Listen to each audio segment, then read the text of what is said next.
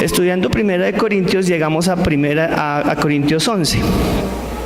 Y desde el 17 comienzan los abusos de la cena del Señor.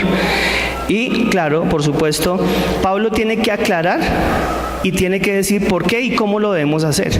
Está perfectamente claro que la administración o la famosa institución de la cena del Señor tiene elementos completamente distintos a los que con todo respeto las iglesias están haciendo, hermano, y está en la Biblia. ¿Qué es el texto? ¿Cuál es el texto que leen todos los predicadores y todos los pastores para cuando van a ministrar la cena? Primera de Corintios capítulo 11, porque dice ahí la institución de la cena del Señor, porque yo recibí del Señor lo que también os he enseñado, y eso lo repito aquí de memoria.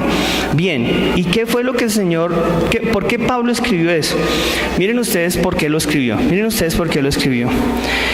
Pero al anunciaros lo que sigue, yo no los felicito, porque estoy leyendo 11:17 de Primera de Corintios, porque no os congregáis para lo mejor, no se reúnen para lo mejor, sino para lo peor. Pues en primer lugar, cuando os reunís como iglesia, oigo que hay entre vosotros divisiones, y yo lo creo, porque es preciso que entre vosotros haya disensiones, para que se hagan manifiestos entre vosotros los que son aprobados y los que no. Cuando pues os reunís vosotros, esto no es para comer la cena del Señor, escuchen bien, esto no es para comer la cena del Señor, porque al comer, o sea, al cenar, cada uno se adelanta a comer su propia cena, y uno tiene hambre y el otro se embriaga. ¿Qué es lo que pasaba? Pero leamos el 22. Porque luego no tienen casas en donde no tenéis casas en donde comáis y bebáis, o menospreciáis la iglesia del Señor y avergonzáis a los que no tienen nada.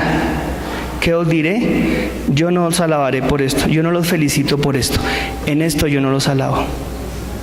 El apóstol Pablo escribiéndole a los hermanos de Corinto, ¿qué estaba pasando? Por eso entiendo por qué dice Pablo, por eso algunos entre vosotros están enfermos y algunos ya están muertos. Muchos duermen. Les voy a decir qué es lo que estaba pasando. La gente hacía el servicio, este servicio como el de nosotros. En este caso nosotros hacemos la cena dentro del servicio, ¿sí ven? Dentro del servicio como parte antes de... Casi siempre es, en este caso, es después de la predicación y antes del ofertorio. Y luego ya bendición pastoral y nos vamos. ¿Okay? En ese tiempo la gente hacía de otra forma. Cantaban, oraban, predicaban la palabra y luego pasaban a la cena. ¿Por qué no lo hacían dentro del servicio? Pues porque era mucha comida. O sea, había mucha comida. La mesa no era así. La mesa era una mesa enorme, 4 o 5 metros, ¿ya? Donde ven muchísimas sillas. Era como un comedor, pero un comedor grande comunitario. Se le llama comedor comunitario porque todos se pueden sentar al lado de la misma mesa. Pero ¿qué pasaba? Había dos elementos hartos y curiosos. Cuando se terminaba el culto, un culto en donde siempre había cena, la gente dejaba todos los alimentos encima de la mesa, todo lo que habían preparado. Normalmente la gente traía su propia cena, ¿ya? O sea, traía su propia comida. Eso es como lo hemos hecho en reuniones de familia. Entonces, usted trae la ensalada, y usted trae la carne, y usted trae la papa, y usted trae ya. Y algunos traían el almuerzo completo, o sea, bueno, la cena completa de ellos. Y lo dejaban en la mesa. Y obviamente traían de tomar, porque el judío que se respete tiene que tomar vino con la comida, ¿ya? Y algunos pues traían una buena cantidad de vino. ¿Qué pasaba, hermanos? Dos cosas. La primera era que había gente que no podía movilizarse tan rápido, porque estaban viejitos, porque estaban enfermos. Entonces, cuando se terminaba el servicio y la gente pasaba a la cena, encontraban que eran personas absolutamente llenas y algunas borrachas. O sea, se habían hartado el vino solos y se habían comido lo que habían encontrado, y algunos simplemente se habían comido lo que habían traído para ellos. Entonces agarraban y comían y ya. Los que no habían traído nada, cuando llegaban a la mesa esperaba que alguien compartiera la comida, porque no habían traído nada, eran pobres. Y no habían comido, no habían preparado nada, no habían podido preparar nada. Venían a la iglesia, tal vez, venían a la iglesia para que les compartieran. Y estos señores y señoras se hartaban todo y no estaban pendientes de si el hermano o la hermana no había almorzado, no había comido, no había traído. Estamos hablando de una iglesia que tenía todos los dones. Necesitábamos ahí estaba el don de discernimiento. Yo no sé dónde andaba el de discernimiento, a lo mejor borracho. ¿Dónde andaba el don de ayudas y operaciones? Ahí estaban esos dones. ¿Dónde estaban esos que tenían supuestamente esos dones? ¿No estaban? Pero no estaban haciendo lo que tenía que hacer, si ven que el fruto es lo más importante y no el don. Entonces cuando Pablo se da cuenta de eso, Pablo dice: ustedes no tienen la casa en donde comer, coman allá. La idea era que trajeran para compartir. Y la Biblia dice: ustedes están menospreciando la iglesia de Dios y avergüenzan al que no tiene nada.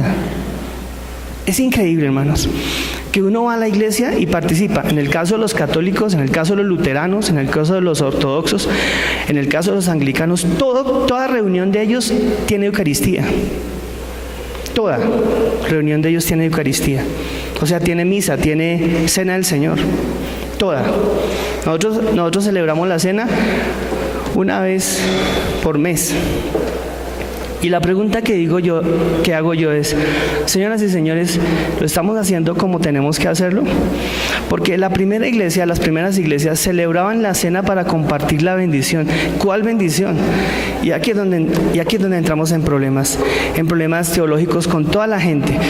Aquí es donde empezamos a decir: nos están mintiendo, nos dijeron mentiras cuando nos enseñaron, estamos haciendo una cosa que no corresponde. Yo no sé, solamente hay que leer la Biblia. Desafortunadamente esto se volvió conflicto de doctrinas.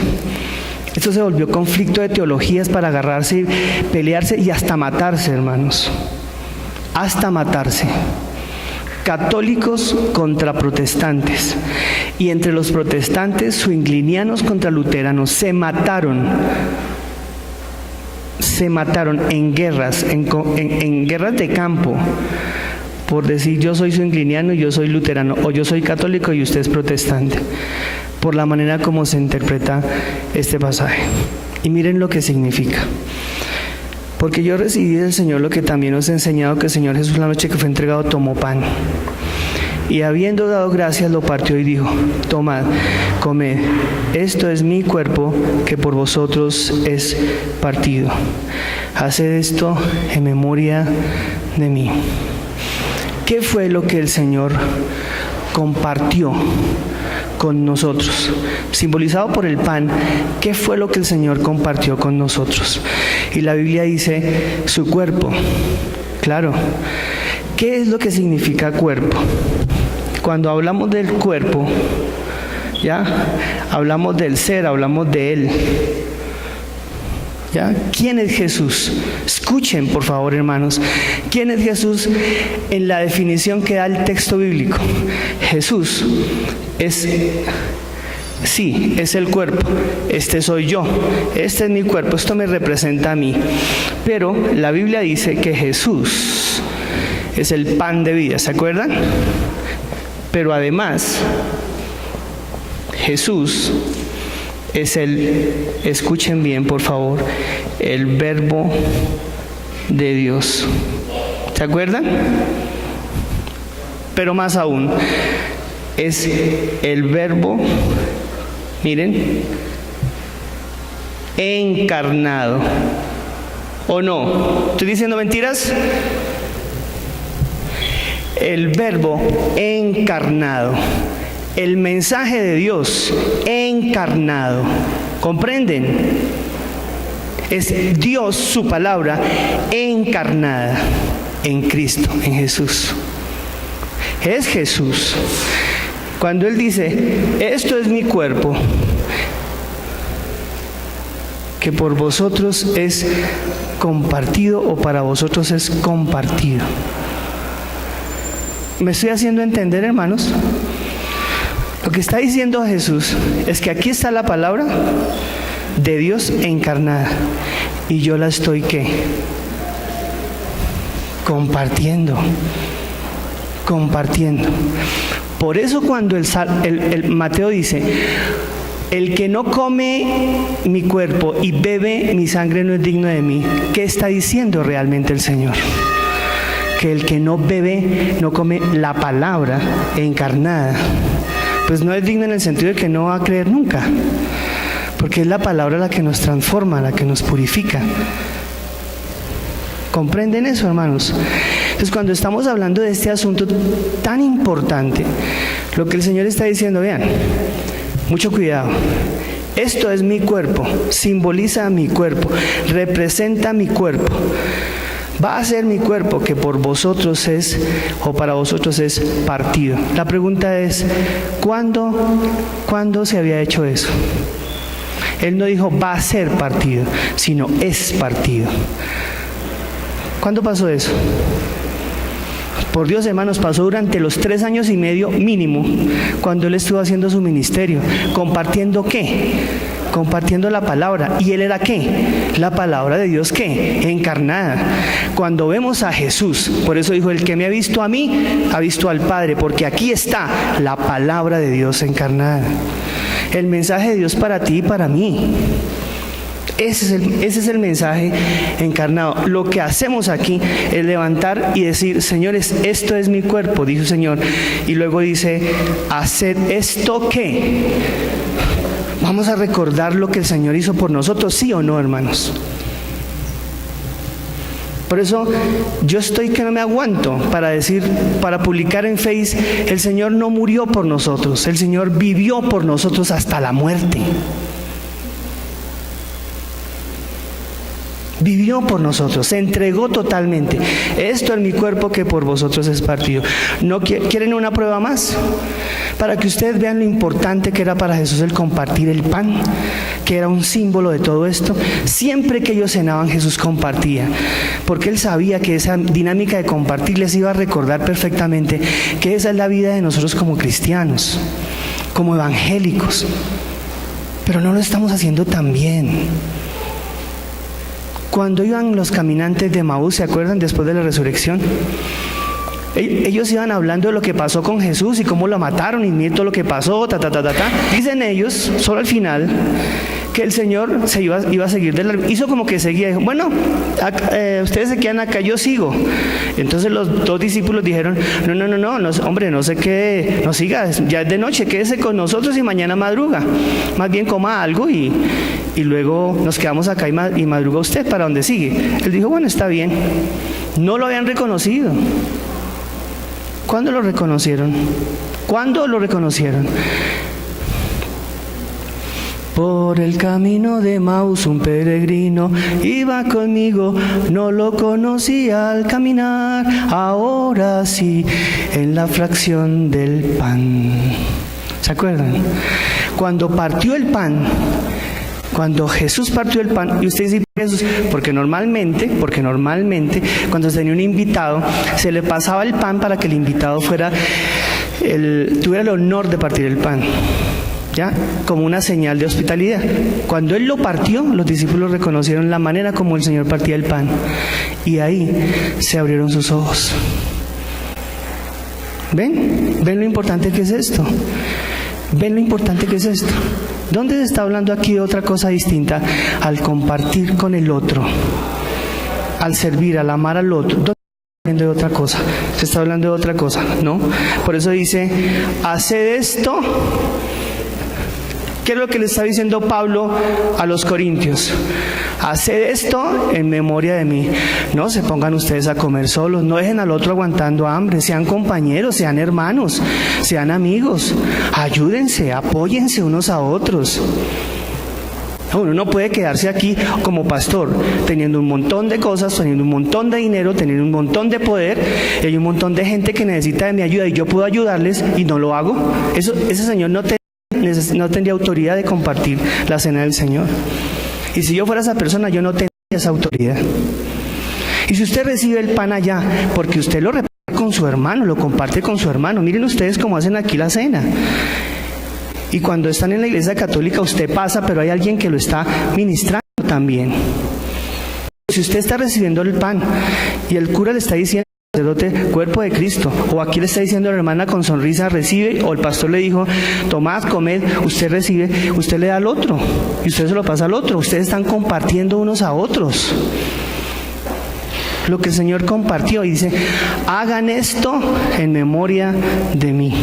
Lo que el Señor dice es que cuando Él comparte su pan, nos está recordando que estamos llamados a compartir nosotros con el hermano. Usted no puede tener cena y participar ritualmente de una liturgia, de una Eucaristía, de una misa o de una cena del Señor, como la llamamos aquí, mientras su hermano está pasando hambre, mientras teniendo usted la oportunidad de ayudarle no le está ayudando, mientras su iglesia a la que asiste pasa momentos difíciles porque usted no está ofrendando ni diezmando como debería hacerlo, mientras hay personas que pueden recibir su visita, su apoyo, su acompañamiento, usted no lo está haciendo, mientras no somos diáconos con el hermano, usted y yo estamos perdiendo el tiempo y estamos aquí haciendo una cosa completamente ritual, pero no lo que realmente significa. Y apenas vamos en el pan. Cuando compartimos el pan, lo que compartimos, hacer esto en memoria de mí, es compartimos el mensaje. Y no hay mejor manera de compartir el mensaje, sino compartirlo en servicio y en amor. Lo mínimo que esperaba Pablo, es que el hermano que no tenía que comer viniera a la iglesia y que el hermano que había traído de comer compartiera con él. Eso era todo.